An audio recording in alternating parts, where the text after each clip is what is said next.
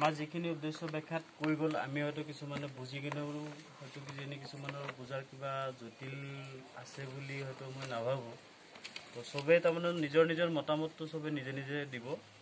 মোৰ মতে যিখিনি কথা আলোচনাৰ কথা যিখিনি কৈছে, প্ৰথমতে চাওক আমি শ্ৰমিক,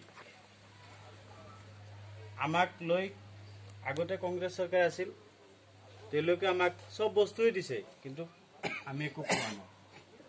বৰ্তমান গভৰ্ণমেণ্টে, বৰ্তমান চৰকাৰে, অসম চৰকাৰে বহুত দিছে, শ্ৰমিকসকলক দি এতিয়া তাৰমানে শ্ৰমিকসকলৰ ভঁৰালত নধৰা হৈছে।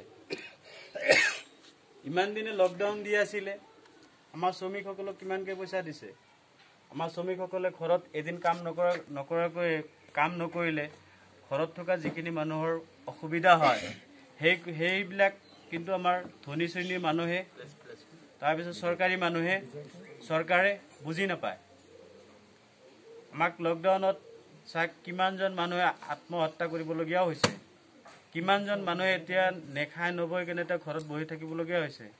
আমাৰ অসমৰ ল'ৰা ছোৱালী কিমান বাহিৰত কাম কৰিছিলে, তেওঁলোকে তাতে যাব পৰা নাই। সেইখিনি মানুহ আমাৰ অসমলৈ আনিলে, আনাৰ পিছত অসম চৰকাৰে যিখিনি আমাক সুবিধা দিব লাগিছিলে আমাক একো সুবিধা দিয়া নাই।